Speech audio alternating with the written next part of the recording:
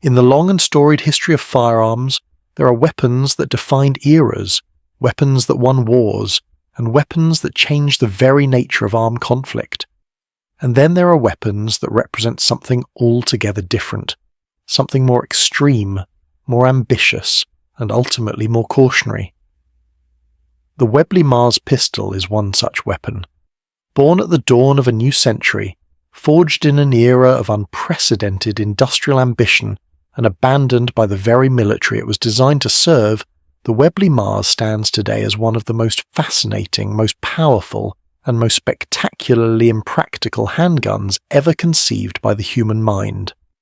To understand the Webley Mars, you must first understand the world that created it. The year is 1900.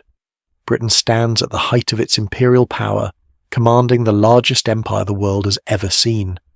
British soldiers carry the weight of an empire on their shoulders and the weapons in their hands. The British Army has long relied on revolvers for its officers, dependable, proven, and thoroughly understood.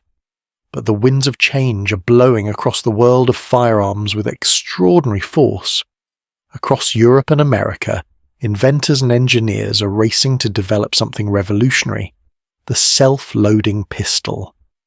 Unlike a revolver, a self-loading pistol uses the energy of the fired cartridge itself to eject the spent case, chamber a fresh round, and prepare the weapon for the next shot. The promise is intoxicating: faster firing, higher capacity, and a weapon that practically reloads itself in the heat of battle. In 1893, Hugo Borchardt produces his groundbreaking C93. In 1896, Peter Paul Mauser introduces the legendary C96. The age of the automatic pistol has arrived. Into this competitive arena steps one man, Hugh Gabbitt Fairfax.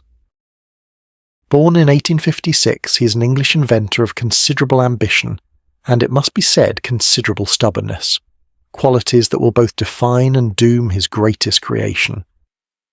Where other designers seek a balance between power and practicality, Gabbitt Fairfax sets his sights on something far more audacious.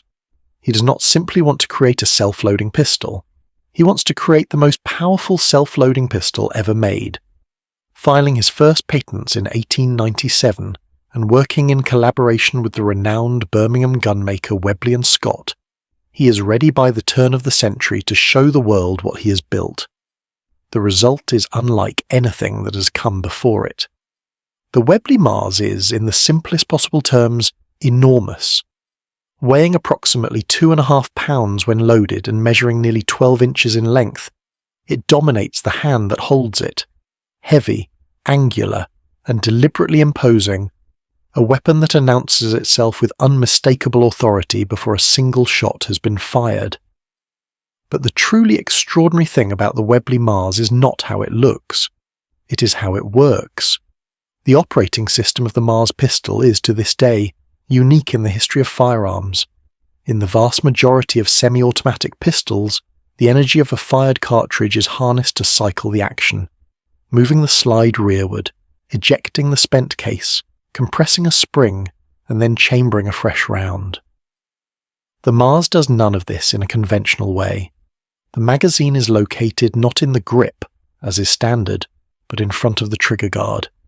When the cartridge fires, the bolt travels rearward with tremendous force, but rather than ejecting the spent case to the side, as virtually every other pistol does, the Mars ejects it upward and backward, over the shooter's shoulder. This is not a small detail. It is a fundamental and dramatic departure from all convention, and it serves as perhaps the most vivid symbol of just how unconventional this weapon truly is. The spent brass casing, hot and still faintly smoking, travels backward through the air and lands somewhere behind the shooter. If you are standing directly behind someone firing a Webley Mars, you would be well advised to wear eye protection, and possibly a hat. After ejection, the bolt must then travel forward again, collect a cartridge from the magazine and chamber it, all while recocking the firing mechanism with enough force to detonate one of the most powerful pistol cartridges of the era. The spring tensions involved are extraordinary. The mechanical forces at play are immense, and the result for the person holding the pistol is a shooting experience quite unlike anything else in the world. Because the cartridges that the Webley Mars fires are, to put it plainly, spectacular. Gabbitt Fairfax did not design his pistol around existing ammunition. He created entirely new cartridges specifically for the Mars, rounds of such extraordinary power that they would not be seen again in a production semi-automatic pistol for nearly a century. The Mars was produced in several calibers, most notably the .45 Mars Long, a cartridge firing a 220-grain bullet at velocities approaching 1,750 feet per second, generating muzzle energies exceeding 1,000 foot-pounds. To put that in context, the .45 ACP cartridge that the United States Army would adopt in 1911, itself considered exceptionally powerful, generates approximately 400 foot-pounds. The Mars cartridges were generating more than twice that figure, from a pistol held in a single hand. When the Webley Mars is fired, the experience is something that all contemporary accounts agree upon. The recoil is violent, the muzzle rise is extreme, the noise is prodigious. One British Army trial officer reportedly described shooting the weapon as being struck a sharp blow on the palm of the hand after every single shot. This is not the kind of description that fills an acquisitions officer with confidence. The British Army's formal trials of the Webley Mars, conducted between approximately 1900 and 1902, represent one of the most honest and damning assessments ever written about a firearm. The War Office evaluators cannot dismiss its power. It is self-evidently almost aggressively powerful. What they question is whether that power can be translated into practical military usefulness. And here, the Mars begins to fail, not in one dramatic way, but in a series of quieter, more systematic ways that collectively paint a picture of a weapon fundamentally unsuited to military service. The recoil is the first and most significant problem. A military pistol must be controllable. An officer who fires their pistol in combat must deliver accurate fire under conditions of extreme stress, physical exhaustion, and the overwhelming chaos of a battlefield. Trial officers noted that after firing a series of rounds from the Mars, even experienced shooters found their accuracy deteriorating rapidly. The cumulative effect of the weapon's recoil was simply too much to manage over the course of a sustained engagement. The complexity of the operating mechanism presents the second major problem. Military equipment lives and dies by its reliability and simplicity.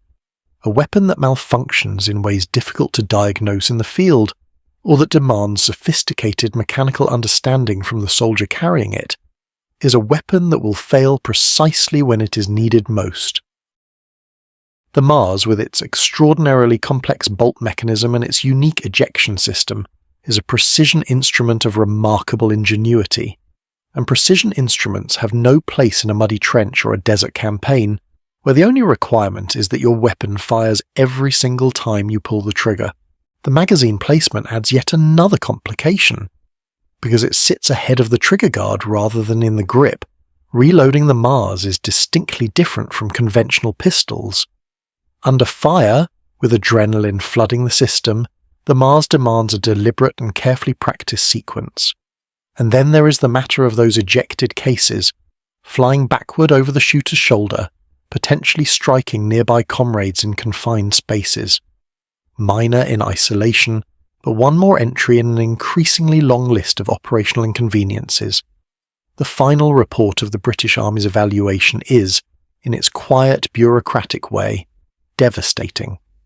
The board determines that despite its extraordinary power, the Mars is entirely unsuitable for military adoption, too powerful, too complex, too difficult to control, and too demanding of its user to serve as a practical military sidearm. For Gabbitt Fairfax, the rejection is a professional catastrophe. He continues to refine and promote the Mars for several years, producing perhaps 80 to 100 pistols in total across all variants. It is a tiny production run, a footnote in British industrial history. By approximately 1907, production has effectively ceased, and the Webley Mars passes into the realm of extraordinary rarity. Today, surviving examples are among the most prized artifacts in antique firearms collecting, appearing in major auction houses when they surface at all. Museums display them with reverence due to objects that represent something genuinely unique. A road not taken, an ambition not fulfilled, a vision of what might have been if the physics of human physiology had been just slightly more accommodating. But to dismiss the Webley Mars as a simple failed experiment would be to misunderstand what makes it so enduringly fascinating. It did not fail because Gabbitt Fairfax lacked skill or vision. The mechanical sophistication of the Mars reveals a mind of exceptional inventiveness. Its long recoil operated system, in which both the barrel and the bolt travel rearward together before separating, is a theoretically sound and mechanically elegant solution to the problem of managing extraordinary chamber pressures achieved in a pistol format weapon at the very beginning of the 20th century. The Mars failed because of a fundamental mismatch between the weapon and the world it was designed to serve. The British Army did not need the most powerful pistol ever made. It needed a reliable pistol, a controllable pistol, one that a young officer could pick up in a crisis and use effectively with minimal training and maximal confidence. The Mars offered none of these things. It offered instead the absolute extreme of what was mechanically possible, achieved without compromise and without apparent concern for whether any ordinary human being could actually manage the result. In this sense, the Webley Mars belongs to a very select company of objects that exist at the frontier of what human physiology can manage. It is the automotive equivalent of a racing car so fast that only a handful of professional drivers can control it. It is a weapon that tells us something profound about human ambition, that the desire to push further, faster, harder, more powerfully is sometimes so overwhelming that it outruns the very purpose it was meant to serve. The pistols that went on to define the 20th century, the Colt M1911, the Browning High Power, the Glock, are defined above all by balance, enough power, enough reliability, packaged in something that ordinary soldiers can use effectively. The Mars offered too much of one thing and not enough of everything else. But when you hold one of those surviving examples today, when you feel the weight of it, when you examine the extraordinary complexity of its mechanism, when you try to imagine what it felt like to pull that trigger and experience the full volcanic fury of a .45 Mars-long cartridge, you cannot help but feel awe at the ambition of it, awe at the audacity of it, awe at the sheer, magnificent excess of a weapon that was, in the truest possible sense, too much gun for the world it was born into. The Webley Mars was never the pistol that won a war or equipped an army. It was something rarer and more valuable than that. It was the pistol that showed us just how far human ingenuity could push the boundaries of the possible, and in doing so taught us the essential difference between what can be done and what should be done, and that is why, more than a century later, we are still talking about it,